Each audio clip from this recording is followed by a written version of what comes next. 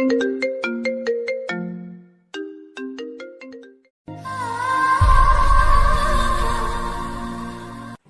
৯টা বাজে। আমি রাজ নির্জন শহরের গলি দিয়ে একাই হেঁটে চলছি, আর সামনে পা বাড়াতেও খুব ভয় হচ্ছে। ৬ মাস পর আজ জেল থেকে ছাড়া পেলাম আমি। বাসায় যাচ্ছি। জানি না আমার আপন মানুষগুলো আমার সাথে কেমন ব্যবহার করবে, তবে এইটুকুনি জানি অনেক খারাপ ব্যবহারই করবে। ৬ মাস জেলে থাকলাম, কেউ খোঁজ নেয়নি আমার, শুধু চাচা ছাড়া। আর কেই বা নিবার আছে? নিজের বউ তিশা ছাড়া। তিশা আমাকে ভুল বুঝেছে, সেটা আমি জানি, তবে এই ভুল হয়তো কোনো দিন আর ভাঙবেও না, কারণ আমার কাছে কোনো প্রমাণ নেই। জেলে থেকে শুনেছি আমি বাবা হতে চলছি, তিশার গর্ভে আমার সন্তান। আর ভেবেছি তিশার আগের মাথায় আমার সন্তানের কোনো ক্ষতি করে বসবে না তো। হয়তো তিশা ওর সন্তানকে আমার সন্তান হিসেবে পরিচয় দিতে দিবে না। কথাগুলো ভাবতে ভাবতে বাসায় এসে গেলাম। দরজার সামনে 10 মিনিট ধরে দাঁড়িয়ে আছি, কলিং বেল বাজানোর সাহস হচ্ছে না। ৭-৫ না ভেবে অবশেষে কলিং বেলটা বাজালাম। চাচিমা, মানে আমার শাশুড়ি মা, দরজা খুলে দিলেন। আমাকে দেখে মুখটা কালো করে চলে গেল। আমি চুপ করে মাথা নিচু করে দাঁড়িয়ে রইলাম, কিছুই বলতে পারছি না। চোখ দিয়ে পানি পড়ছে, খুব বলতে ইচ্ছে করছে। মা, আমি সেদিন কিছুই করিনি, কেউ আমাকে ফাঁসিয়েছিল, আর আমাকে আবিরই ফাঁসিয়েছিল মা, কিন্তু বলতে পারছি না।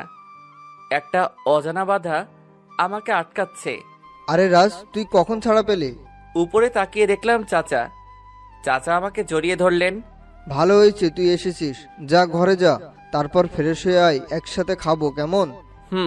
আমি অনেকটা ভয় নিয়ে রুমে গেলাম। জানি না তিশা আমার সাথে কেমন করবে। আমি রুমে গিয়ে দেখি তিশা খাটের উপর বসে আনমনে কি যেন ভাবছে। কেমন আছো তিশা? তিশা আমার দিকে তাকিয়ে এতগুলা বকা দিল। তুই আমার রুমে আসছিস কেন? ওই ছোট লোকের বাচ্চা, তোর লজ্জা করে না জেল থেকে এসে আমাকে তোর ওই মুখ আমাকে দেখাতে? তিশা, আমাকে তুমিও ভুল বুঝতেছো, ওই দিন আমি কিছুই করিনি। তুই একটা লুচ্চা ছেলে, তোকে বিশ্বাস করে আমি অনেক বড় ভুল করেছিলাম, আর এখন তার মাসুল দিচ্ছি। তুই আমার চোখের সামনে থেকে দূর হ, তোকে আমি আর বিশ্বাস করতে চাই না। তিশা, আমাদের সন্তানের কথাটা একবার ভাবো তুমি। ওই একদম আমাদের সন্তানের কথাটা একবারও বলবি না। ও শুধু তোর সন্তান, আমার না। পাপ হবে বলে ওকে আজও বাঁচিয়ে রেখেছি। যেদিন ও পৃথিবীতে আসবে তুই তোর সন্তানকে নিয়ে চলে যাবি। আমি তিশার কথা শুনে যেন আকাশ থেকে পড়লাম, আর চাচিমা এসে যা বললেন তা শোনার জন্য আমি মোটেও প্রস্তুত ছিলাম না। রাজ, তুই আমার বাসায় এসেছিস কেন? তোর মুখটাও আমরা দেখতে চাই না। তুই আমাদের কাছে মারা গেছিস, আমার মেয়ে বিধবা হয়ে গেছে, তুই বের হ আমার বাসা থেকে। আমি চুপ করে দাঁড়িয়ে রইলাম। আমি সেদিন কোনো অন্যায় না করলেও সাজানো নাটকের একটা নায়ক হয়েছিলাম, তাই চুপ করে রইলাম।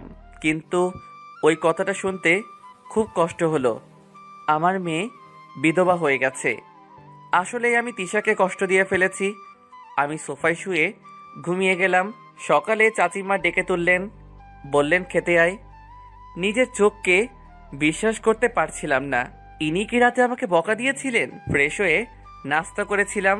আমার কোনো কাজ নেই, সারাদিন বাসায় বসে আছি। তিশা আমাকে দেখলেই বকা দেয়, তাই তিশার সামনে যাচ্ছি না, ছাদে বসে আছি। ভাইয়া, আমাকে কয়টা অঙ্ক করে দিবে? কথাটা শুনে চমকে গেলাম। পিছন ফিরে দেখি তামিম। যা আসতেছি। তামিমকে অঙ্ক করাচ্ছিলাম, কিন্তু অঙ্ক আর মিলাতে পারছি না। তারপরে উঠে আসলাম, একটু রুমে গেলাম, দেখলাম তিশা কিছু একটা খুঁজছে। কি খুঁজছো তিশা? আমাকে বলো, আমি খুঁজে দেই। ওই ছোট লোকের বাচ্চা, লুচ্চা, তুই আমার সাথে গা ঘেঁষে কথা বলতে আসবি না, তাহলে তোর খবর আছে। তোমার এইভাবে খুঁজতে কষ্ট হবে, তাই বলছি। এমন করে বকা দাও কেন? আমার কষ্ট হলে তোর কি? হাইসে দরদ দেখাতে। এবার আমার খুব রাগ হলো, তাই বললাম, আমি তোমার কথা ভেবে আসিনি, আমি আমার সন্তানের কথা ভেবেই আসছি। কি? তোর সন্তান মানে? ও শুধু আমার সন্তান। আমার সন্তানের দিকে হাত বাড়ালে তোর হাত আমি কেটে দিব। এবার আমি খুব অবাক হলাম। কি মেরে বাবা! তিশা, তুমি তো কালকে বললে আমার সন্তান আমার মতো খারাপ হবে, ওকে আমাকে দিয়ে দিবে। বের হ আমার রুম থেকে। আমিও বাড়াবাড়ি না করে বের হয়ে আসলাম। আর একটু মুচকি হেসে দিলাম। এভাবে তিশার বকা শুনে শুনে আমার 7 দিন কেটে গেল। ভাবলাম কিছু একটা করতে হবে, তাই একটা বন্ধুর কাছে গেলাম। আমাকে একটা কাজের ব্যবস্থা করে দিবে বলল, সব পেপারস নিয়ে যেতে বলল। পরের দিন ওর কথা মতো গেলাম, আর কাস্টমার সার্ভিসে একটা চাকরিও হলো। চাচা আমার চাকরির কথাটা শুনে অনেক খুশি হলেন। চাচিমা বললেন, তুই যদি কোনোদিনও চাকরি না পাইতিস তবুও আমাদের কোনো দুঃখ ছিল না, কিন্তু আমার মেয়েটাকে দুঃখের সাগরে ভাসিয়ে দিয়েছিস। চাচা তিশাকে আমার চাকরির কথাটা বলল, ও কিছুই বলল না, চুপ করে চলে গেল। চাচিমার কথাটা শুনে অনেক খারাপ লাগলো। এভাবেই চলে গেল 1 মাস। আজকে বেতন হলো, আমার হাতে টাকা, অনেক খুশি আমি। তখনই পুরনো কথা মনে পড়ল। রাজ, সামনের মাসে টিউশনির টাকাটা দিয়ে আমাকে একটা শাড়ি কিনে দিবা? তাই দৌড়ে মার্কেটে গিয়ে একটা নীল শাড়ি কিনলাম তিশার জন্য। তারপর বাসায় আসলাম। তিশা জানালার কাছে বসে আছে। আমি শাড়িটা এগিয়ে দিয়ে তিশাকে বললাম, তিশা, এই নাও তোমার শাড়ি। তিশা আমার দিকে তাকিয়ে একটা মুচকি হাসি দিয়ে শাড়িটা নিল। আমি অনেক খুশি হলাম। ভাবছিলাম, কিন্তু আমার এ হাসি বেশি সময় রইল না। তারপর শাড়িটা আমার মুখের উপর ছুঁড়ে মারল। তিশা, এটা কি করলে তুমি? তুই ভাবলি কি করে ফকিরের বাচ্চা তোর শাড়ি আমি পরবো? আমি শাড়িটা হাতে নিয়ে রেখে দিলাম। ইচ্ছে করছিল কষে একটা মাইট দেই, কিন্তু চাচা নিষেধ করছে। আমি যেন তিশাকে কিছু না বলি, তাই কিছু বললাম না। সন্ধ্যার সময় চাচা আসলেন। চাচাকে বাকি টাকাগুলো বুঝিয়ে দিলাম, এসে ঘুমিয়ে গেলাম। হঠাৎ সজাগ হয়ে কারো ঘুমড়ানোর আওয়াজ শুনলাম। লাইটটা অন করে দেখি তিশার বেড থেকে আওয়াজটা আসতেছে। আমি তিশাকে ডাক দিলাম, কোনো সাড়া নেই। আমি তিশার কাঁধে ঝাঁকি দিতেই তিশা আমাকে একটা থাপ্পড় বসিয়ে দিল। ওই ছোট লোকের বাচ্চা, তুই আমাকে টাচ করলি কেন? তিশা, তুমি কান্না করছিলে তাই আমি আর কিছু বললাম না। হয়েছে, যা এবার। আমি এসে সোফায় শুয়ে শুয়ে পুরনো কথাগুলো ভাবতে লাগলাম। তিশা আমাকে কতটা বিশ্বাস করত, আমি সব নষ্ট করে দিয়েছি। সবাই নিশ্চয়ই ভাবছেন কি এমন খারাপ কাজ করছি, তাই না? তাহলে আসুন ঘুরে আসি পুরনো দিনগুলোতে কি হয়েছিল। বিয়ের পরেও আমি টিউশনি করাতাম।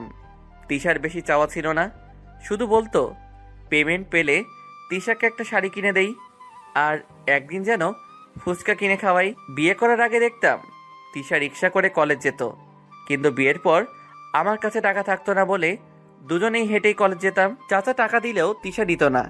আমি তিশার এমন বিহেভ দেখে অবাক হতাম, কেননা তিশা বিয়ের আগে মাসে চাচার কাছ থেকে অনেক টাকা নিয়ে নিত। সে আজ এত পরিবর্তন হয়েছে। মাঝে মাঝে চাইতাম কোনো কোম্পানিতে জব নিব, কিন্তু তিশা চাইতো আগে স্টাডিটা শেষ করি। ওর নাকি কোনো কষ্ট হয় না, তাই পড়াশোনায় করতাম বেশি। আমি সবাইকে নিয়ে খুব সুখেই ছিলাম, কিন্তু এ সুখ আমার বেশি দিন রইল না। একদিন টিউশনি থেকে বাসায় ফিরে দেখি তিশার কাজিন আবির আসছে। আমি ভিতরে ঢুকতে তিশা বলে উঠল, কি এত লেট করলে কেন? পড়াতে পড়াতে লেট হয়ে গেছে। তারপর তিশা সোফায় বসে থাকা ছেলেটার দিকে ইশারা করে বলল, ও আমার খালাতো ভাই আবির। আর আবিরকে বলল, এ আমার বর রাজ। তিশা আমার একটা হাত ধরে হেসে হেসে বলছিল। আমি আবিরের সাথে অনেক কথাই বললাম। রাতে আবির চলে গেল। পরের দিন তিশা বলল, আমি আজ কলেজে যাব না রাজ, তুমি যাও। কেন, তোমার শরীর খারাপ? আমি তিশার কপালে হাত দিয়ে বললাম। তিশা হেসে দিয়ে বলল, নো মিস্টার রাজ, আমি একদম ঠিক আছি। তাহলে কলেজে যাবে না কেন? আম্মু আব্বু খালামণিদের বাসায় যাবে, আমিও যাব। তিশার কথা শুনে আমি তাকিয়ে রইলাম। তিশা আবারও বলে উঠল, আরে আবিরদের বাসায়। আমি আর কিছু না বলে কলেজে চলে আসলাম। কলেজে ঢোকার পর মনে হলো কেউ আমাকে ডাকছে। আমি পিছন ফিরে তাকিয়ে দেখি আবির দাঁড়িয়ে আছে। প্রথমত, আবির এখানে কেন? আমি যাব না বলে কি নিতে আসছে, নাকি তিশার সাথে দেখা করতে আসছে? প্রশ্নগুলো আমি মনে মনে বললাম। তারপর আবিরের সামনে গেলাম। আপনি এখানে কেন? তোমার সাথে দেখা করতে আসলাম রাজ। আমার সাথে দেখা করতে? কিন্তু কেন? আসো আমার সাথে, কিছু জরুরি কাজ আছে। বলে আবির আমাকে ওর গাড়িতে গিয়ে বসতে বলল। না ভাইয়া, আমার ইম্পর্টেন্ট ক্লাস আছে, অন্যদিন যাব আপনার বাসায়। তাছাড়া তিশা তো যাচ্ছেই। হা হা। আবির আমার কথাগুলো শুনে অট্ট হাসিতে ভেঙে পড়ল। আমি তার হাসির কারণটা ঠিক বুঝতে পারছি না। এমন করে হাসছেন কেন? আরে তোর কথা শুনে তুই ভাবলি কি করে তোকে আমার বাসায় নিয়ে যাব? আমার বাসায় একটা সোফায় বসার যোগ্যতাও তো তোর নেই। তিশা যে তোকে কেন বিয়ে করলো সেটাই বুঝতে পারছে না। আমিও মুচকি হেসে বললাম, আপনি বুঝবেনও না কেন করেছে। তো আপনার কথা বলা শেষ হলে আমি এখন যাই। আবির আবারও বলে উঠল, তুই তিশার জীবন থেকে সরে দাঁড়া। আমি তিশাকে ভালোবাসি। আবিরের কথাটা শুনে আমি জোরে হেসে দিলাম। কি ভাই, আমি বউকে ছেড়ে দিব? আপনাকে ডক্টর দেখানো দরকার, আমি যাই।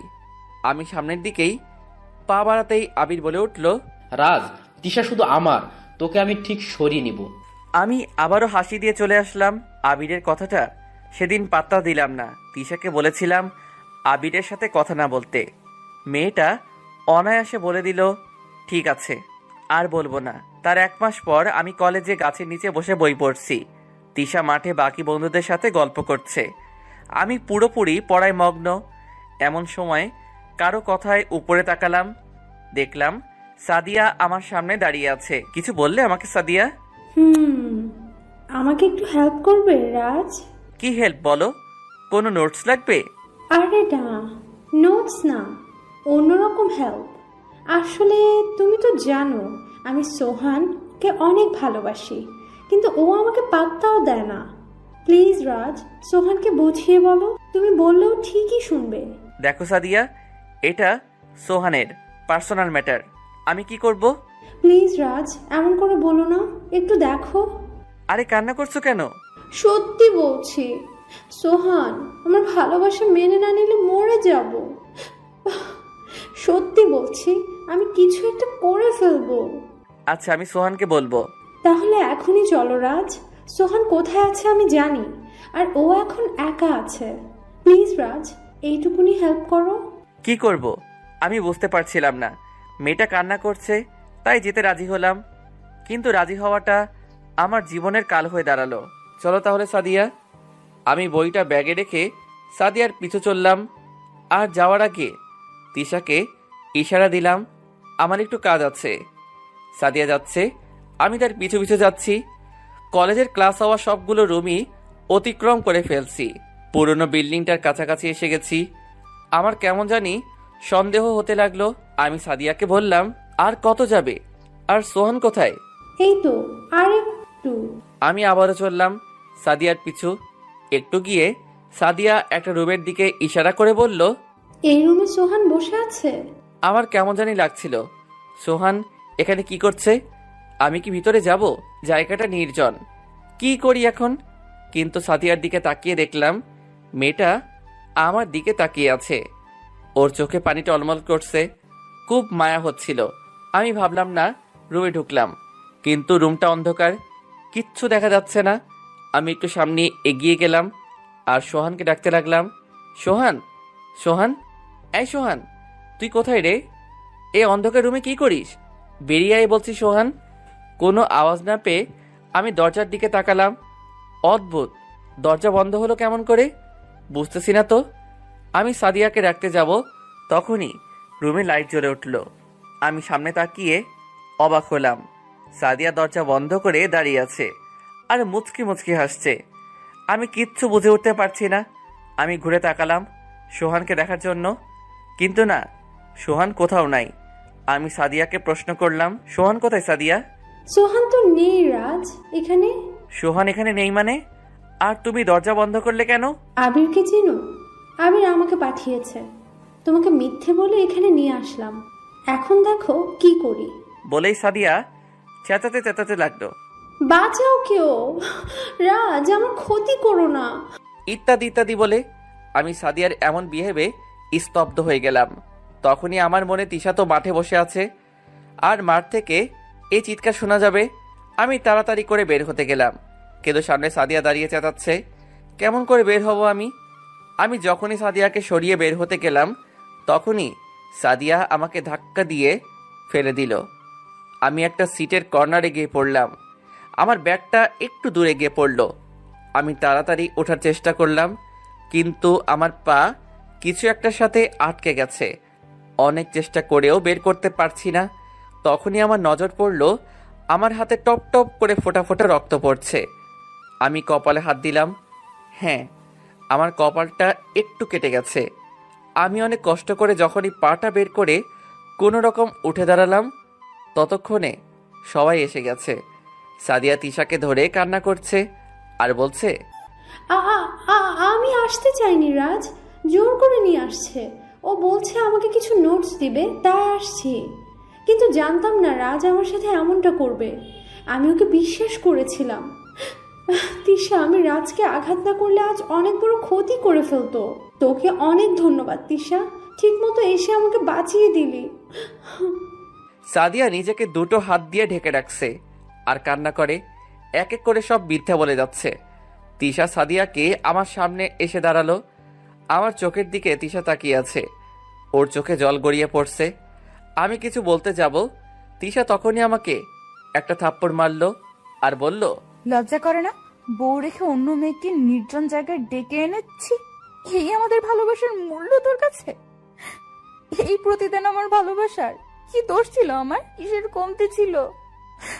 আমি তোকে কখনো দূরে সরিয়ে দিতাম। আমার ভাবতেও ঘৃণা হচ্ছে তুই আমার স্বামী। তুই একটা খারাপ লোক। ভুল করেছিলাম আমি তোকে ভালোবেসে, তার চেয়ে বড় ভুল করেছিলাম তোকে বিয়ে করে। তিশা, আমি কিছু করিনি, আমাকে কেউ ফাঁসিয়েছে, বিশ্বাস করো। বিশ্বাস করব? আবারও? নিজের চোখের সামনে এত কিছু দেখেও কেমন করে করব? বিশ্বাস আমার শেষ হয়ে গেছে। আমাকে একটাবার বিশ্বাস করো, আমার কথাটা একবার শোনো, আমি কিছু করিনি। বাহ বাহ, কি অভিনেতা! তাহলে এই ওড়নাটা এখানে আসলো কেমন করে? আমার কাছে পড়ে থাকা সাদিয়ার ওড়নার দিকে ইশারা করে বলল, তোর কপাল ফেটে রক্ত বের হলো কেমন করে? এই সবকিছু মিথ্যে। তিশা, আমি কিছু করিনি, কেন বুঝতে পারছো না? আমি আর বুঝতে চাই না, তোর এই মুখ আমি আর দেখতে চাই না। বলেই সাদিয়ার ওড়নাটা নিয়ে তিশা চলে গেল। একটু পর পুলিশ এসে আমাকে ধরে নিয়ে গেল। আমার আর বুঝতে বাকি রইল না, সব ছিল আবিরের সাজানো নাটক। আমাকে ফাঁসিয়ে দিল। আবির ঠিক আজ আমাকে তিশার থেকে সরিয়ে দিল। আমাকে শুধু চাচা ছাড়া আর কেউ বিশ্বাস করতে পারল না। অনেক চেষ্টা করেও চাচা আমাকে বার করতে পারল না, কারণ তিশা নিজে সাক্ষ্য দিল আমি সাদিয়ার ক্ষতি করতে চাইছি। আমার 6 মাসের জেল হয়ে গেল। বাকিটা আপনারা জানেনই। বলতে বলতে রাজের 2 চোখ জুড়ে ঘুম নেমে আসলো। সকালে রাজ উঠে অফিসে চলে গেল। আজকাল রাজ তিশার সামনে কম যায়, তাই তিশাও আর বেশি রাগে না। রাজ একদিন অফিস থেকে ফিরে খুব অবাক হলো। তিশা আবিরের সাথে বসে হাসাহাসি করছে। আজ রাজের খুব রাগ হলো, কিন্তু চুপ করে থাকলো। একটু পর তিশা রুমে আসলো। তুমি আবিরের সাথে বসে হাসাহাসি করছিলে কেন? আমার ইচ্ছা হয়েছে তাই করছি, এর জন্য কারো কাছে আমি কৈফিয়ত দিতে পারবো না। তিশার কথাগুলো শুনে আজ আমার খুব রাগ হলো। কারো কাছে মানে? আমি তোমার বর, তাই আমি নিষেধ করছি, সো তুমি আবিরের সাথে কথা বলবা না, ব্যাস। তোকে আমি বর হিসাবে মানি না, আর কখনো মানবও না। তিশার কথা শুনে আজ আর নিজেকে কন্ট্রোল করতে পারলাম না, তাই ঠাস ঠাস করে দিলাম 2টো থাপ্পড়। তিশা কান্না করতে লাগলো আর বলল, ছোট লোকের বাচ্চা, আজই এই বাসা থেকে বের হবি, তোর জায়গা এখানে নেই। আর একবার ছোট লোকের বাচ্চা বললে খবর আছে। শয়তান মেয়ে, লজ্জা করে না নিজের বর রেখে অন্য ছেলের সাথে হাসাহাসি করতে? আমি কি এমন করছি সারাক্ষণ বকা দিয়ে যাস? এবার থেকে আমিও ছাড়বো না। ওই আবিরের সাথে তোকে দেখলে খবর আছে। আমার অনেক রাগ হয়েছিল, তাই একদমে সবগুলো কথা বলে ফেললাম। তখনও তিশা কান্না করছিল। আমি দরজার দিকে তাকিয়ে অবাক হলাম। চাচিমা দরজার সামনে দাঁড়িয়ে আছে। জানি না রাগের মাথায় কি বলে ফেললাম। চাচিমা এসে আমাকে থাপ্পড় মারলো। বেরিয়ে যা আমার বাসা থেকে, এ বাসায় তোর জায়গা নেই। অনেক জ্বালিয়েছিস, এবার দূর হ। আমার মেয়ের নামে বদনাম করিস তাই না? আবার আমার মেয়ের গায়ে হাত তুলেছিস। তোকে জেলে পচিয়ে মারার দরকার ছিল। ছোটবেলা থেকে খাইয়ে পড়ে এত বড় করেছিলাম এর জন্যই, তাই না? যেদিন মা বাবা মারা গিয়েছিল কোথাও তো জায়গা পাসনি। আজ আমি জায়গা দিয়েছি বলে এত কিছু করছিস। বেরিয়ে যা আমার বাসা থেকে, এখনই বেরিয়ে যা। তোর মতো ছেলের কোনো জায়গা নেই। চাচিমা কথাগুলো বলেই আমার কাপড় একটা ব্যাগে ভরে আমার মুখের উপর ছুঁড়ে মারল। আজ আমারও খুব রাগ হলো, আর এত অবহেলা বকা সহ্য করতে পারছি না, তাই ব্যাগটা কাঁধে নিলাম। চাচিমা আমাকে ধাক্কা দিয়ে বের করে দিল। তারপর আমার মুখের উপর চাচিমা দরজা বন্ধ করে দিল। আমি কেন জানি আর সহ্য করতে পারছি না। অনেক প্রতিবাদ করতে ইচ্ছে করছে। না, আমি আর শহরে থাকবো না, চলে যাব গ্রামে। বাসার সামনে 10 মিনিট দাঁড়িয়ে থেকে রওনা দিলাম বাস স্টপের দিকে। রাতের বেলা রাস্তা দিয়ে হাঁটছি আর ভাবছি, আমি তো এতিম, আর এতিম হয়েও অনেক বড় স্বপ্ন দেখে ফেলেছি। এখানে থেকে আর লাভ নেই। হয়তো চাচা এসেও একই ব্যবহার করবে, কারণ তার গায়ে হাত উঠিয়েছি, মিথ্যে বদনাম দিয়েছি। কম কি করেছি নাকি? যাই হোক, বাস স্টপে এসে গেলাম। টিকিট কেটে ওয়েট করতে থাকলাম বাসের জন্য। আর ভাবতে লাগলাম, চাচা মনে হয় ফোন দিবে বাসায় ফেরার জন্য। কিন্তু তাও ভুল হলো, আমার বাস এসে গেল। যাত্রা শুরু করলাম গ্রামে। রাতে তিশার বাবা এসে সবকিছু শুনে কিছুই বললেন না। তখনও তিশার মা অনর্গল বকে যাচ্ছে রাজকে। তিশার বাবা ছাদে গিয়ে দেখল তিশা মন মরা হয়ে দাঁড়িয়ে আছে। উনি তিশার পাশে দাঁড়ালো আর রাজকে ফোন দিল। ততক্ষণে রাজ ফোন বন্ধ করে দিয়েছে, ফোনটা সুইচ অফ দেখাচ্ছে। তিশা যেন মন মরা হয়ে কি ভাবছে, যা তিশার বাবা ঠিক বুঝতে পারছে। ওর বাবার ডাকে তিশা বাস্তবে ফিরল।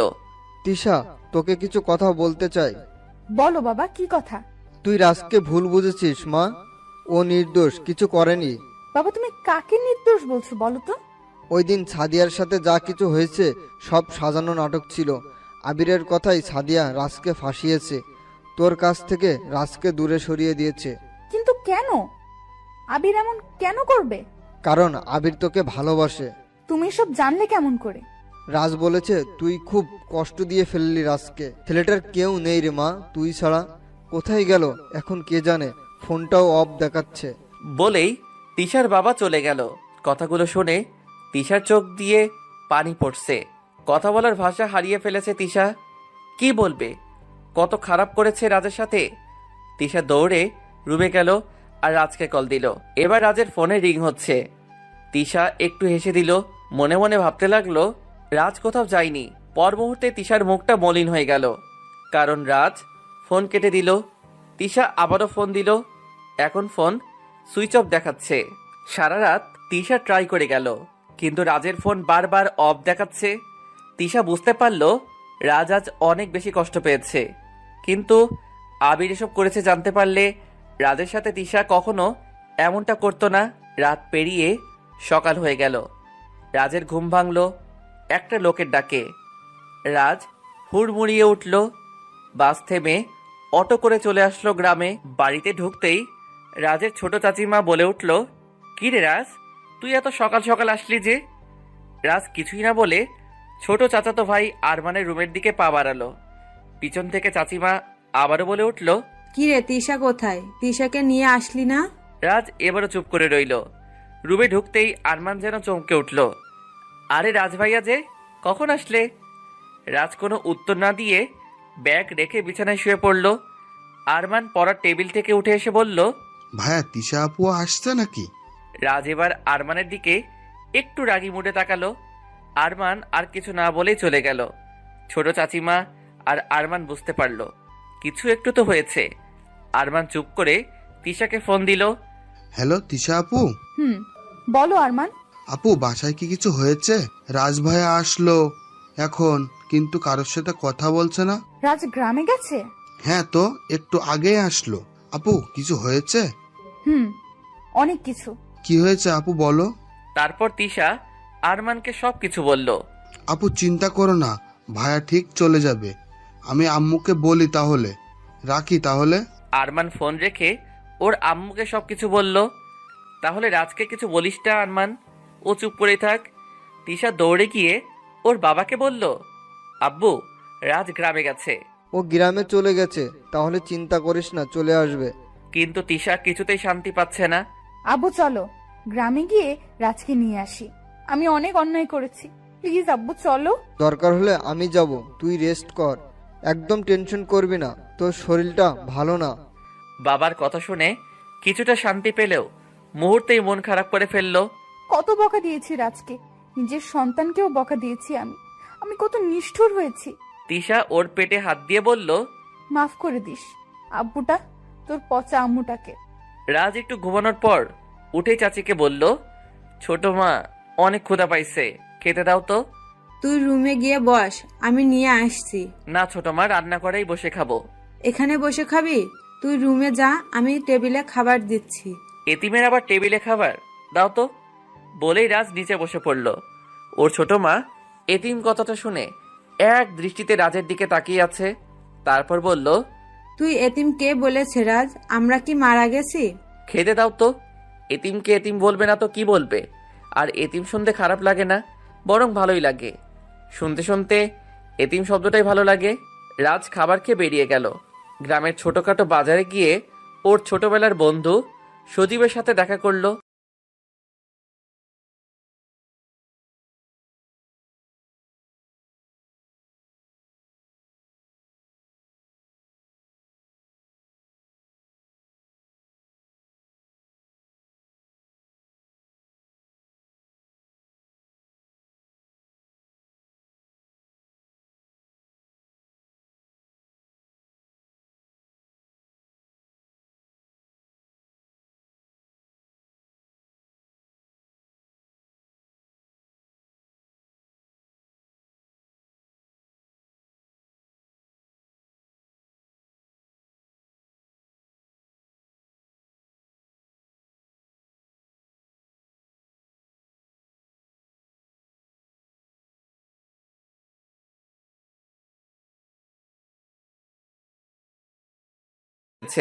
সন্ধ্যায় বাড়িতে ফিরলে তিনি খুব অবাক হলেন। রাজের গা ভর্তি ময়লা। রাজ, তোর এ অবস্থা কেন? সারাদিন কোথায় ছিলি তুই? আমি কাজে গিয়েছিলাম সজীবের সাথে। এই নাও টাকা। রাজ ওর ছোট মার হাতে টাকাগুলো গুজে দিয়ে গোসল করতে চলে গেল। গোসল করে এসে রাজ শুয়ে আছে। এমন সময় ছোট মা এসে বলল, রাজ, তুই এমন কাজ কেন করতে গেলি? আমরা কি বলেছি তোকে কাজ করতে যেতে? রাজ হাউমাউ করে কেঁদে উঠল। ছোট মা, এই পৃথিবীতে আমার কেউ নেই, খুব এতিম আমি। আর এতিমদেরকে কেউ ভালোবাসতে পারে না। সবাই বুকে তুলে নিলেও আবার অবহেলা করে দূরে সরিয়ে দেয়। জানো ছোট মা, আমি যে এতিম, তিশার যোগ্য নই তা ভুলেই গেছিলাম। আমি স্বপ্নের রাজ্যে হারিয়ে গেছিলাম। জানো, কালকে চাচিমা সব মনে করিয়ে দিয়েছে।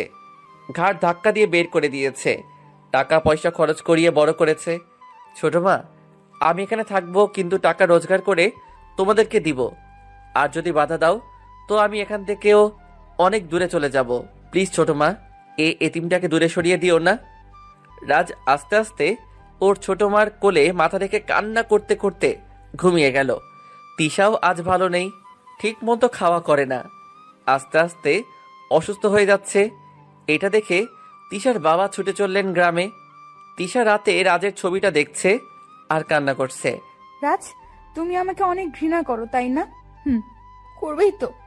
একজন স্ত্রী হয়ে আমি তোমাকে ভালোবাসতে পারিনি, খালি অবহেলা করেছি। সব সময় ছোট লোকের বাচ্চা বলে ডেকেছি। আমি তোমার কাছে কখনো গিয়ে দাঁড়াতে পারবো না। কোন মুখ নিয়ে দাঁড়াবো বলো? আমি যে অনেক অন্যায় করেছি। আমি তোমাকে অনেক দূর থেকেই ভালোবাসবো। তোমাকে ফিরে আসতেই হবে। আমি আর তোমার সন্তানের জন্য হলেও আসতেই হবে। কতদিন ফোন বন্ধ করে রাখবে বলো? আসতেই হবে।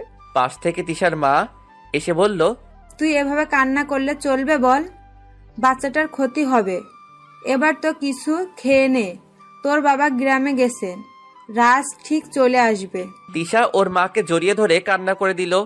তিশা সেই বিকেলে একটু ছাদে উঠেছে, তখনই আবির আসলো আর গিয়ে দাঁড়ালো তিশার পাশে। তিশা আবিরকে দেখেই রাগে ফুলতে লাগলো। তুই এখানে এসেছিস কেন শয়তান? তুই আমার সবকিছু শেষ করে দিয়ে এখন কেন আসছিস? তোকে মেরে ফেললেও আমার প্রতিশোধ নেওয়া শেষ হবে না। আবির তিশার কথা শুনে হাসতে লাগলো। তিশা আবিরের হাসি শুনে অবাক হলো। সে সুযোগ আর হবে তিশা বেবি? আগে তোমার পেটের বাচ্চাটাকে শেষ করব, তারপর ওই রাজকে। কথা হলো আমি তোমাকে চাই। এটা তো দুঃস্বপ্ন, কখনো পূরণ হবে না। তুই আমার মনের রাজের জন্য একটু একটু ঘৃণা সৃষ্টি করেছিস। বলেই তিশা পাশ থেকে একটা লাঠি নিয়ে যখন আবিরকে আঘাত করতে গেল, আবির তিশাকে ধরে ফেলল। তিশার মুখে একটা রুমাল চেপে ধরল। তিশা মুহূর্তেই ঘুমিয়ে গেল। আবির গাড়িতে করে তিশাকে নিয়ে চলে গেল তার বিশাল বড় বাংলোতে। তিশাকে নিয়ে একটা রুমে রাখা হলো। তিশা যখন চোখ খুলল তখন দেখলো কোন একটা অন্ধকার রুমে আছে। অনেক পানির পিপাসা পেয়েছে। একটু পরে দরজা খুলে কেউ ভিতরে প্রবেশ করলো। তিশা স্পষ্ট দেখতে পেল এটা আবির। হাই তিশা বেবি, কেমন আছো তুমি?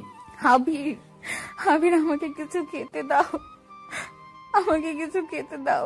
আমার বাবুটা অনেক ছটফট করছে। আবির প্লিজ। তিশার বাবা গ্রামে গিয়ে রাজকে অনেক বোঝালো, কিন্তু রাজ আসতে রাজি নয়।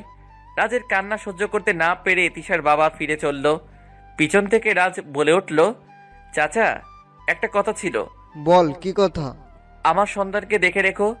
আমি কোনোদিন তিশার সামনে গিয়ে দাঁড়াবো না। তুমি তিশাকে দেখে রেখো।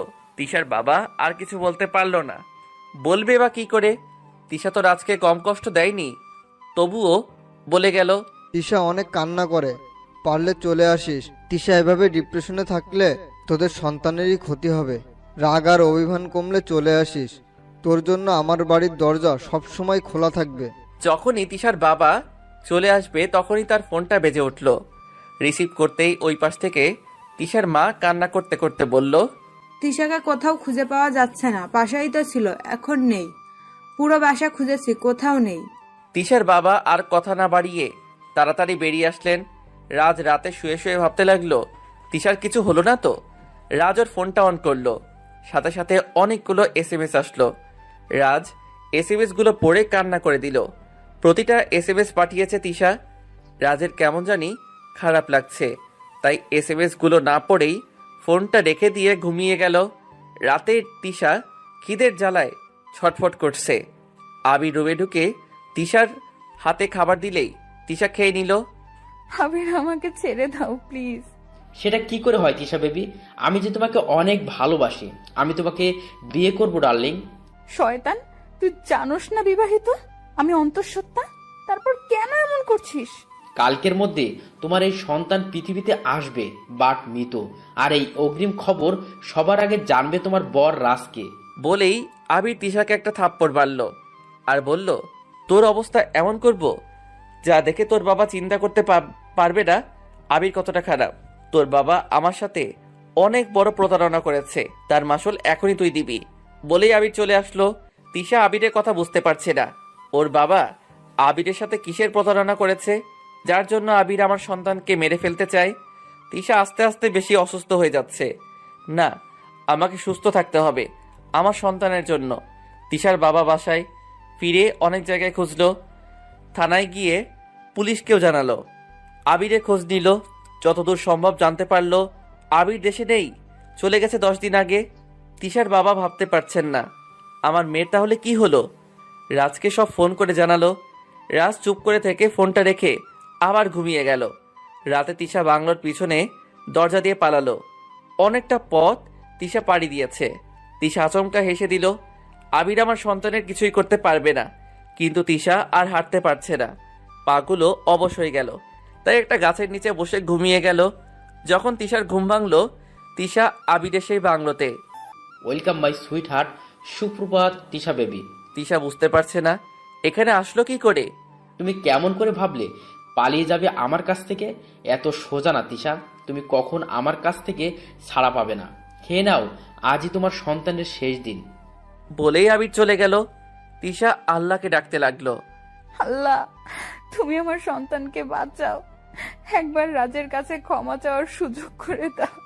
রাত সকালে উঠে কাজে চলে গেল, কিন্তু আজ রাজ কাজে তেমন মন বসাতে পারছে না, কেমন জানি করছে। যা লক্ষ্য করেছে সজীব। কিরে রাজ, কিছু হয়েছে? না রে, বলেই রাজ কাজ করতে লাগলো। হঠাৎ করে রাজের ফোনে একটা এসএমএস আসলো। রাজ এসএমএসটা দেখে থমকে গেল। নাম্বারটা আবিরের, আর এসএমএসটা হলো, রাজ তোর তিশা এখন আমার কাছে, আর তোর সন্তানেরও শেষ সময়, পারলে ঢাকায় চলে আয়। রাজ বুঝতে পারল তিশাকে পাওয়া যাচ্ছে না, এটা সত্যি। এতদিন ভেবেছিল রাজ হয়তো আমি যাতে ফিরে যাই তাই এসব বলছে। রাজ তাড়াতাড়ি করে আবিরের নাম্বারে কল দিল। সাথে সাথে আবির রিসিভ করলো আর বলল, মিস্টার রাজ, আপনি ঢাকায় আসেন, পরে কথা হবে। বলেই আবির ফোনটা কেটে দিল। রাজ কিচ্ছু বলার সুযোগ না পেয়ে আবার কল দিল, কিন্তু ওই পাশ থেকে বলছে, আপনার ডায়ালকৃত নাম্বারটিতে এই মুহূর্তে সংযোগ হচ্ছে না। রাজ ঠাস করে পড়ল। কাজের ফাঁকে যা লক্ষ্য করল সজীব। কি রাজ, কি হয়েছে? রাজ সজীবকে সবকিছু বলল। তুই আজই ঢাকায় যা ভাই, তিশাকে বাঁচা। তোর সন্তানকে বাঁচাবি তো নাকি? রাজ তাড়াতাড়ি বাড়িতে ময়লা কাপড় ছেড়ে রেডি হয়ে রওনা হলো ঢাকার উদ্দেশ্যে। গাড়িতে থেকেও রাজ অনেকবার কল দিল আবিরকে, কিন্তু এখনো একই কথা বলছে। তিশা ভয় কান্না করছে। আবির বলেছে ও আমার সন্তানকে মেরে ফেলবে। হে আল্লাহ, তুমি আমাকে আর আমার সন্তানকে বাঁচাও। এমন সময় আবির আসলো আর বলল, ভেবেছিলাম তোমার সন্তানকে আজকেই মেরে ফেলবো, কিন্তু না, তোমার বর আসছে ঢাকায়। আমার পাওনা টাকা আদায় করে তোকে এমন শাস্তি দিব তিশা, তুই ভাবতেও পারবি না। বলেই তিশাকে আবির আরেকটা থাপ্পড় মারল। তিশা কান্না করতে করতে বলল, আমার সাথে তোর কিসের এত শত্রুতা বল? কেন এমন করছিস? শত্রুতা তোর সাথে নয়, তোর বাবার সাথে। উনি আমাকে ঠকিয়েছেন, আমার সাথে বিজনেস করে টাকা মেরে দিয়েছে। আমিও টাকা আদায় করেই ছাড়বো, না হলে তোকে শেষ করে ফেলবো। বলেছিল তোকে আমার সাথে বিয়ে দিবে, সেখানেও ঠকিয়েছে। কি ভেবেছে তোর বাবা আমি কাউকে ছাড়বো না? বলে আবির টেবিলে ঘুষি মারল। তিশা কান্না করছে আর বলছে, আব্বু এতটা নিচে নেমে গেছে? কেন এমন বেইমানি করলো আব্বু? রাত 10টায় বাসায় পৌঁছালো। তিশার বাবা মা রাজকে দেখে অবাক। চাচিমা কান্না করে বলে উঠল, সত্যি তুই অনেক বেইমান। একটু কথা বলেছি তাই এভাবে চলে গেলি? আমায় ক্ষমা করে দিস বাবা। চাচিমা তুমি এসব কি বলছো? ঠিকই, তুই আমার মেয়েকে এনে দে। 3 দিন হলো তিশার কোনো খোঁজ নেই। তিশা আবিরের কাছে। কথাটা শুনে সবাই চমকে উঠল। রাজ ওর চাচা চাচি মাকে সবকিছু খুলে বলল। তখনই রাজের ফোনটা বেজে উঠল। রিসিভ করতেই আবির বলতে লাগলো, রাজ, কালকে সকাল 10টার মধ্যে 5 লক্ষ টাকা নিয়ে আমার সাথে দেখা করবি আর তিশাকে নিয়ে যাবি, না হলে তোর সন্তান খতম। এ আবির, তোর কিসের এত জেদ বলতো? কেন এমন করছিস? তোর শ্বশুর আমার টাকাগুলো অনায়াসে মেরে দিয়েছে, সেই 5 লক্ষ টাকা আমি ফেরত চাই। আমি অ্যাড্রেস টেক্সট করে দিচ্ছি, চলে আসবি সকাল 10টা। আবির ফোন কাটার পর রাজ ওর চাচাকে জিজ্ঞেস করলো, কিসের টাকা আপনার কাছে যা আবির চাচ্ছে? 5 লক্ষ টাকা দিলেই ও তিশাকে ছেড়ে দিবে বলছে। আমি আর আবির একসাথে বিজনেস শুরু করছিলাম।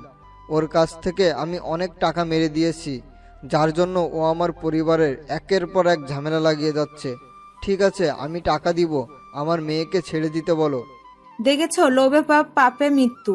আজ তোমার জন্য আমার মেয়েটা না জানি কি হালে আছে। রাজ আর কিছু বলল না, চুপচাপ উঠে চলে গেল ওর বন্ধুদের কাছে। সোহান সহ সবার সাথে দেখা করে একটা প্ল্যান করলো, কেমন করে তিশাকে বের করা যায়। শোন, আবিরকে তুই এখন কল দিবি আর বলবি আমি তিশার সাথে কথা বলবো। তো তিশাকে দিবে। আমরা ওর নাম্বার ট্যাগ করে লোকেশন ঠিক করে নিব। সো কালকে তুই যখন আবিরের সাথে দেখা করবি, ওই লোকেশন অনুযায়ী আমরা সেখানে গিয়ে তিশাকে নিয়ে আসব। কারণ আবির তিশাকে নিয়ে তোর সাথে দেখা করবে না, এটা কনফার্ম। পরেরটা পরে দেখা যাবে। সোহানের কথার সাথে সাথে সবাই একমত হলো। রাজ আবিরকে কল দিয়ে তিশার সাথে কথা বলতে চাইলো। আবির তিশাকে ফোন দিতেই তিশা কান্না করে বলতে লাগলো, রাজ প্লিজ আমাকে নিয়ে যাও, আমার জন্য না হলেও আমাদের সন্তানের। বলতেই আবির ফোনটা নিয়ে নিল আর বলল, ঠিক মতো চলে আসবি। কোনো পুলিশ বা চালাকি যদি করিস তো দেখবি আমি কত খারাপ হই। রাজ ওকে বলে রেখে দিল। সোহান ইশারা দিয়ে জানালো কাজ হয়েছে। পরের দিন সকাল 10টায় রাজ একটা ব্যাগ নিয়ে দাঁড়িয়ে আছে আবিরের জন্য। একটু পর একটা কালো গাড়ি করে আবির আসলো।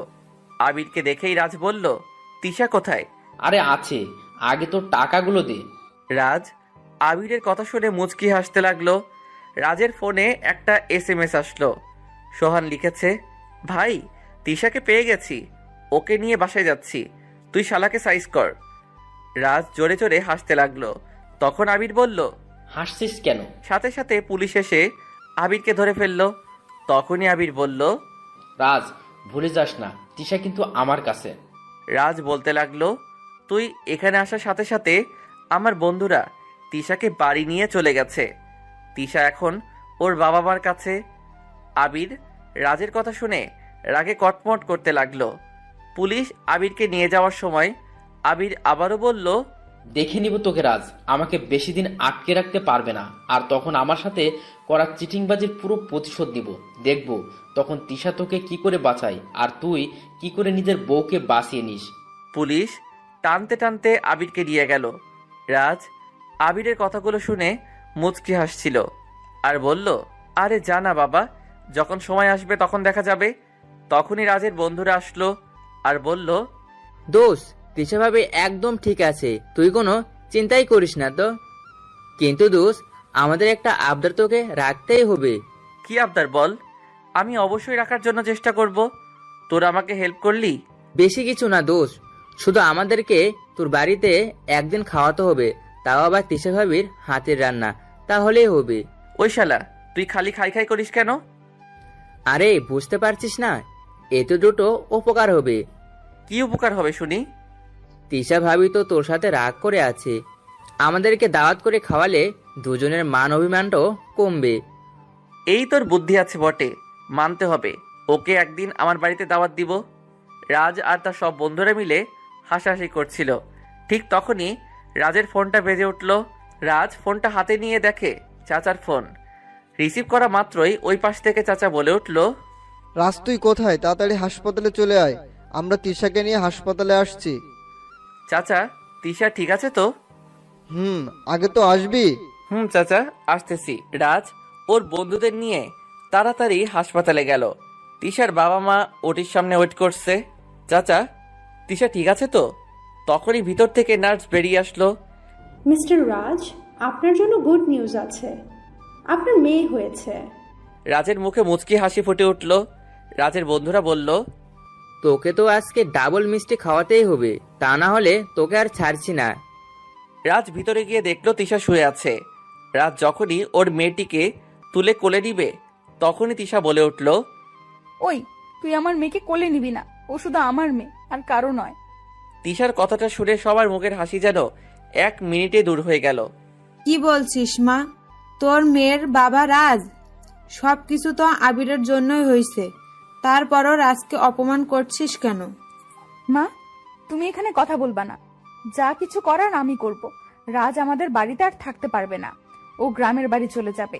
সাথে সাথে আমিও যাব আর আমার মেয়েও। তিশা কি বলছে ঠিক কেউ বুঝে উঠতে পারছে না। রাজও আহাম্মক হয়ে দাঁড়িয়ে আছে। তিশা সবার মুখের দিকে তাকিয়ে হাসছে। সবাই ভয় পেয়ে গেল, তাই না? তখন সবাই বুঝতে পারলো তিশা সবার সাথে মজা করছে। রাজ আর তিশার মেয়েকে একে একে সবাই কোলে নিল। 3 দিন পর তিশাকে বাড়ি নিয়ে গেল। অনুষ্ঠান করে তিশা আর রাজের মেয়ের নাম রাখা হলো রোজা। ওই দিন রাজের সব বন্ধুদেরকে দাওয়াত করে খাওয়ানো হলো। একদিন তিশার কথা শুনে রাজ খুব অবাক হলো। রাতে তিশা রাজের পায়ে পড়ে বলল, তুমি আমাকে ক্ষমা করে দাও রাজ, আমি তোমাকে অনেক অপমান করেছি। রাজ তিশাকে তুলে বলল, আমার কিছুই মনে নেই। তিশা রাজকে জড়িয়ে ধরে কান্না করে দিল। রাজ আবারও তার অফিসে জয়েন করলো। রাজ, তোমাকে একটা কথা বলি। বলো তিশা, কি বলবে? সেদিন সাদিয়া কি বলে তোমাকে ডেকে নিয়ে গেছিল? রাজ অনেকটা সময় তিশার দিকে তাকিয়ে থেকে বলল, সোহানের কথা বলে। ঠিক আছে, তুমি অফিস যাও। কিছু হয়েছে কি? হঠাৎ আজকে সাদিয়ার কথা বলছো? না, কিছু না। রাজ রোজাকে কোলে নিয়ে আদর করে অফিস চলে গেল। এইদিকে তিশা মনে মনে হাসছে। রাজকে সাদিয়ার কথা বললেই কেমন ভয় পায়। আর মাত্র 5 দিন বাকি পড়েই আসছে রাজ তিশার বিবাহবার্ষিকী। এই 5 দিন আগে থেকে রাজের সাথে আমার ঝগড়া বাঁধতে হবে, তারপর রাজকে সাডেনলি সারপ্রাইজ দিব। তিশা সবকিছু রেডি করে রাখলো। রাজ বিকেলে বাসায় ফিরল। রাজ আজ তিশার ব্যবহার দেখে খুব অবাক হলো। হঠাৎ তিশা এমন করছে কেন? রাজ বুঝতে পারছে না। রাজ খাবার খেয়ে রুমে গেল। তিশা মুখটা গোমড়া করে বসে আছে। রোজা কান্না করছে। এইদিকে তিশার কোনো ভ্রুক্ষেপই নেই। কি ব্যাপার তিশা? রোজা কান্না করছে আর তুমি চুপ করে বসে আছো যে? তাতে আমার কি? তোমার মেয়ে তুমি দেখে রাখবে। আমার মেয়ে মানে? আমাদের দুজনেরই তো মেয়ে রোজা। হইছে, তুমি তোমার মেয়েকে নিয়ে আমার সামনে থেকে যাও। কি হয়েছে তিশা, বলবা তো? কেন এমন করছো? আমার খাবারটাও দিলে না। কিচ্ছু হয়নি তো। তিশা রুম থেকে চলে আসলো। আসার আগে দেখলো রাজ রোজাকে কোলে নিয়ে আনমনে কি যেন ভাবছে। তিশা একটা মুচকি হাসি দিয়ে চলে আসলো। রাজ ভাবতে লাগলো, তিশা এমন করছে কেন? আমাকে তিশা অবহেলা করুক, তাতে কিছু যায় আসে না, কিন্তু রোজাকে অবহেলা করছে কেন? রাজ রোজাকে ঘুম পাড়িয়ে দেয়, তারপর চাচাকে ফোন দেয়, কারণ তারা কয়েকদিনের জন্য গ্রামে গেছেন। রাজ জানে চাচারা কবে আসবে। তারপর রাত শুয়ে ঘুমিয়ে গেল। সকালে উঠে দেখলো তিশাও পাশ করে ঘুমিয়ে আছে। রাজ বুঝতে পারল তিশা কিছু একটা নিয়ে ক্ষেপে আছে। রাজ রোজাকে তুলে হাত মুখ ধুয়ে নিল। রোজা এখন একটু দাঁড়াতে পারে, মাত্র একটু আম্মু আর আব্বুও বলতে পারে। রাজ তো অবাক। ছোট রোজা আদো আদো করে আব্বু ডাকে। তারপর রাজ তিশার কাছে রোজাকে রেখে অফিসে চলে যায়। তিশা রোজাকে খাবার খাইয়ে নেয়। তারপর ওর বান্ধবী নিহাকে ফোন দেয়। নিহাকে নিয়ে তিশা শপিং করে। আসার সময় তিশা রাস্তায় আবিরকে দেখে। আবিরকে দেখে তিশা সামান্য ভয় পায়। রাজকে আবিরের কথা বলবে ভেবে পরে আর বলে না। তিশা ওদের বিবাহ বার্ষিকী পালন করার জন্য সমস্ত আয়োজন করে নেয়, কিন্তু রাজকে কিছুই বুঝতে দেয় না। ওইদিকে রাজ ভাবতে থাকে তিশা কেন এমন করছে। রাজ বিকেলে বাসায় যায়। আজও তিশা রাজের সাথে কথা বলে না। রাজ তিশাকে জিজ্ঞাসা করে, তিশা তুমি এমন করছো কেন আমার সাথে? কি করেছি বলবা তো? রাজ অবাক হয়ে আছে তিশার কথা শুনে, কারণ রাজ অফিসে কোনো মেয়ের সাথে তেমন কথাই বলে না। তিশা তোমার কথা ভুল হচ্ছে। হয়েছে, তোমাকে আর ভালো সাজতে হবে না। রাজ ভেবে পাচ্ছে না তিশা কাকে নিয়ে সন্দেহ করছে। এইভাবেই 5 দিন কেটে গেল। তিশা ভাবছে কালকে রাজকে সারপ্রাইজ দিব। পরের দিন তিশা রাজের জন্য ওয়েট করতে লাগলো, কিন্তু রাজের ফেরার নাম নেই। রাজ তো কখনো এমন করে না। তিশা রাজকে ফোন দিল, কিন্তু ফোনটা অফ দেখালো। তিশা এবার খুব চিন্তায় পড়ে গেল। রাজ কি রাগ করলো নাকি? তিশা একের পর এক ফোন দিতেই থাকলো। তখনই কলিং বেলের আওয়াজ হলো। তিশা মুখেই আনমনে হাসি ফুটে উঠল। তিশা তাড়াতাড়ি করে দরজা খুলে দেখলো ওর বাবা মা আসছে। তিশার মুখটা ক্ষণিকের জন্য মলিন হয়ে গেল। তিশার বাবা মা রোজাকে নিয়ে কথাবার্তা বলতে লাগলো। এমন সময় তিশার ফোনটা বেজে উঠল। তিশা এবারও অনেক আগ্রহ নিয়ে ফোনটা দেখে আবারও নিরাশ হয়ে গেল, কারণ আননোন নাম্বার দেখে। অবশেষে তিশা ফোনটা রিসিভ করলো। Hi Tisha baby, how are you? তিশার আর বুঝতে বাকি রইল না কে কথা বলছে। ওই শয়তান, তুই আমাকে ফোন দিয়েছিস কেন? কুল বেবি কুল, তোমার প্রাণের স্বামী রাজ এখন আমার কাছে, পারলে তুমি এসে নিয়ে যাও। আমি ঠিকানাটা টেস্ট করে দিচ্ছি। আর হ্যাঁ, পুলিশকে ফোন দিয়ে ভুল করবেন না কিন্তু। তিশা কিছু বলার আগেই আবির ফোন কেটে দিল। সাথে সাথে একটা SMS আসলো, তাতেই ঠিকানা দেওয়া আছে। তিশার ওর বাবা মাকে সবটা বলল। তারপর রোজাকে ওর মায়ের কাছে রেখে রেডি হয়ে চলে গেল রাজকে বাঁচাতে। তিশা জানে আবির তিশাকে পেলে রাজকে ছেড়ে দিবে। যাওয়ার আগে তিশার বাবা পুলিশের কথা বললেন, কিন্তু তিশা না করলো। আবির তিশাকে মাত্র 1 ঘন্টার মধ্যে পৌঁছাতে বলছিল, কিন্তু তিশা তার আগেই পৌঁছে গেল। তিশা দেখলো আবির রাজকে বেঁধে রাখছে। আবির, এবার রাজকে ছেড়ে দে, আমি এসেছি। ছাড়বো কি, তুমি নিয়ে যাবে? তিশা তুমি এখানে কেন আসছো? তিশা কোনো কথা বলছে না। তিশা তুমি চলে যাও বলছি, এই শয়তানের কাছে ধরা দিও না। আজ তোর বউকে আমি অনেক আদর করব, যার চিৎকার তুই এখান থেকে শুনতে পাবি, কিন্তু আফসোস কিছু করতে পারবি না। তিশা তুমি শুনতে পাচ্ছ ও কি বলছে? তিশা কি করবে বুঝতে পারছে না, তবে ও আজ আবিরের কাছে হার মেনে গেল। তিশা রাজকে বাঁচাতেই আবিরের দেখানো একটা রুমে গেল। পিছন থেকে তিশা রাজের চিৎকার শুনতে পাচ্ছিল, তবুও দাঁড়ানোর মতো কোনো রাস্তা পেল না। মনে মনে বলতে লাগলো, হে আল্লাহ, তুমি আমাকে এই দিনটা দেখার জন্য আমাকে বাঁচিয়ে রাখছো।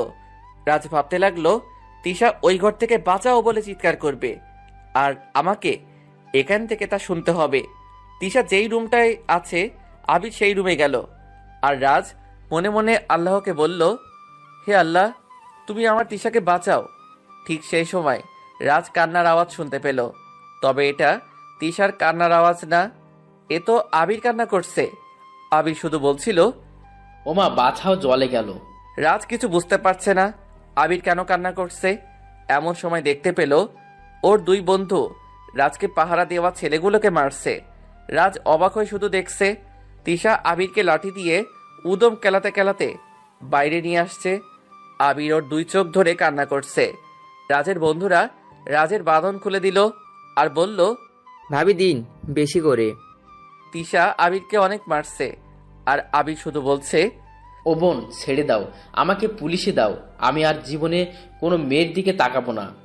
আগে বল, আমার আর রাজের মধ্যে বাধা হয়ে দাঁড়াবে কোনোদিন? না বোন, আর কোনোদিন এমন করব না। তিশা তখনও আবিরকে মারছে। রাজ গিয়ে তিশাকে থামালো। পুলিশ এসে আবির ও তার ছেলেদেরকে ধরে নিয়ে গেল। রাজ এখনো বুঝতে পারছে না তিশা আবিরকে কি করলো। ও ওইভাবে চোখ ধরে কান্না করছিল। তখনই তিশা বলল, আমি বাসা থেকে মরিচের গুঁড়ি নিয়ে আসছিলাম। আবির যখন আমাকে ধরতে গেল, আর আমি গুঁড়িগুলো ওর চোখে মারলাম, কাজ হয়ে গেল। রাজ তিশার কথা শুনে হা করে তিশার দিকে তাকিয়ে রইল। তিশা রাজের বুকটা অফ করিয়ে দিয়ে বলল, এবার বাড়ি চলেন। রাজ বাসায় গিয়ে চাচা চাচিকে দেখে বলল, তোমরা এসে গেছো? তোর কিছু হয়নি তো বাবা? রাজ হেসে দিয়ে তিশা কি আবিরকে মারছিল তা বলল। তারপর রাজ রুমে গেল। রোজা ঘুমিয়ে আছে। রোজার কপালে একটা চুমু খেলো। তখন তিশা পিছন থেকে জড়িয়ে ধরে বলল, হ্যাপি ম্যারেজ ডে। রাজ সামনে ঘুরে অবাক হলো। আজ তিশা সেই শাড়ি পরছে যা একদিন তিশা রাজকে অবহেলা করে ফেলে দিয়েছিল। আর আজ যে ওদের ম্যারেজ ডে ছিল তা মনে ছিল না। তিশা এবার বলল, আমার গিফটটাও? রাজ কি বলবে বুঝতে পারল না। তুমি আমাকে আগে মনে করিয়ে দিবে তো? মনে নেই বললেই তো তোমার কাছে বানিয়ে বানিয়ে ঝগড়া করছি, যাতে তোমাকে সারপ্রাইজ দিতে পারি। রাজ এখন বুঝতে পারছে সবকিছু। গিফট দিতে হবে না, তবে একটা কাজ করতে হবে। কি কাজ? আমাকে কোলে করে ছাদে নিয়ে যেতে হবে। রাজ তিশার বলার সাথে সাথে তিশাকে কোলে করে ছাদে নিয়ে আসলো। তিশা রাজের কোল থেকে নেমে রূপালী চাঁদ দেখতে লাগলো। কিন্তু রাজ কোথাও গেল। এমন সময় তিশা দেখলো রাজ তিশার সামনে হাঁটু গেড়ে দিয়ে বসে আছে, হাতে সামান্য একটা কাগজি ফুল। Tisha, I love you. আমি সারাটা জীবন তোমার পাশে থাকতে চাই। বলো, আর কখনো আমাকে অবহেলা করবে না? তিশার রাজের কাছ থেকে ফুল নিয়ে বলল, অবহেলা একটু বেশিই করতে হবে, না হলে ভালোবাসা কমে যাবে তো। আচ্ছা করিও। পাগলটা আমার। ওকে তাহলে পাগলিটা আমার। এভাবেই রাজ তিশা ওদের ভালোবাসার মাঝে বেঁচে থাকুক। গল্পটি কেমন হলো জানি না, ভুল হলে ক্ষমার দৃষ্টিতে দেখবেন। নতুন নতুন ভালোবাসার গল্প পেতে অবশ্যই আমাদের চ্যানেলটি সাবস্ক্রাইব করবেন। আমাদের সাথে থাকার জন্য ধন্যবাদ।